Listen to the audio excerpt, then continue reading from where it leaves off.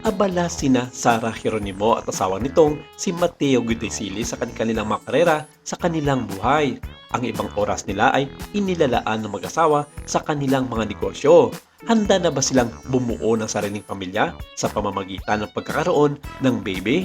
Ang tinutukoy ni Mateo na Dragon Baby ay ang taong 2023 na Year of the Dragon ayon sa Chinese horoscope. Nakangiti ring dagdag ni Sarah, God's will. Pero, ready na ba si Sarah na maging isang ina? Humalakhak muna ang singer-actress bago ito sumagot.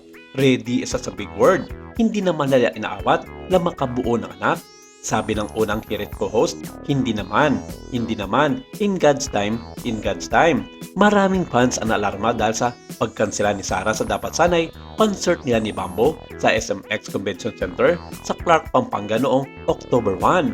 Sa halip ay sa October 29 na ito itutuloy.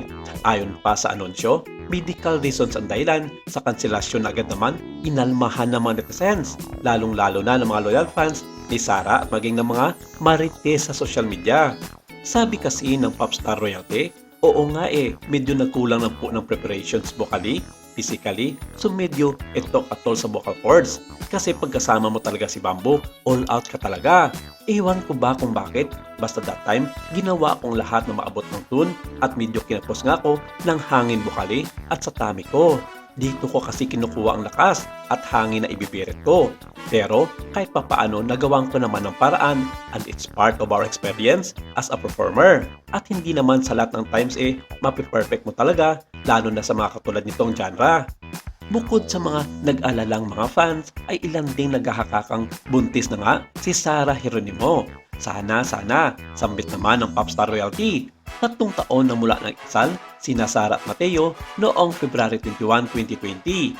Nakausap ng ilang mga showbiz vlogger at ng ilang piling media sina Sarah at Mateo sa grand opening ng kanilang bagong tayong negosyo ang G Studios na makikita sa Mandar Supermarket, Daang Hari, Las Piñas City noong October 8, 2023. Isang building na masasabi ang 3-story studio ni na Mateo at Sarah.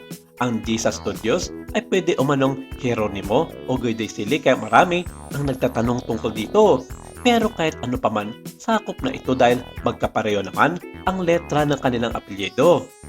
Samantala, nagbigay ng kanyang opinyon ang kolumnistang si Christopher Min kaugnay sa chikang buntis na raw nga ang Popstar Royalty na si Sarah. Sa kanilang YouTube vlog na Showbiz Now na, kasama si Romel Chica at Wendell Alvarez na pag-usapan nila ang on-charming concert ng may bahay ni Mateo Godoysili kasama si Bambo.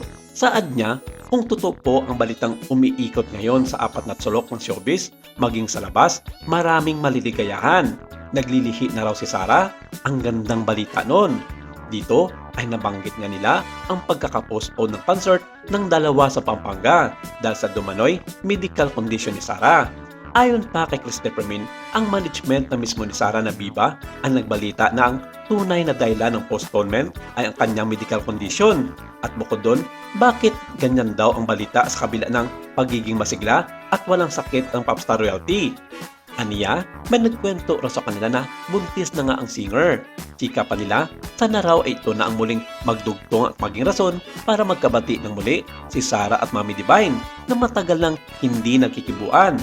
Pero ang isa raw sa ikinatatakot ni Christopher Min kung sakaling confirm nga ang pagbubuntis ni Sarah ay ang kanyang amang si Delphine na noon pa man raw ay ayaw na ayaw mabuntis itong buting anak na si Sarah na hindi naman idinitalya noon ng ama kung bakit. Ayon pa kay Christopher Min, alam na alam niya daw ang sentimento ni Daddy Delphine tungkol nga dito sa pagbubuntis ni Sarah at siguradong galit na galit ito kung sakasakali. Pero talagang naniniwala ang kolumnista na may katotohanan nga ang chikang buntis na si Sarah Geronimo.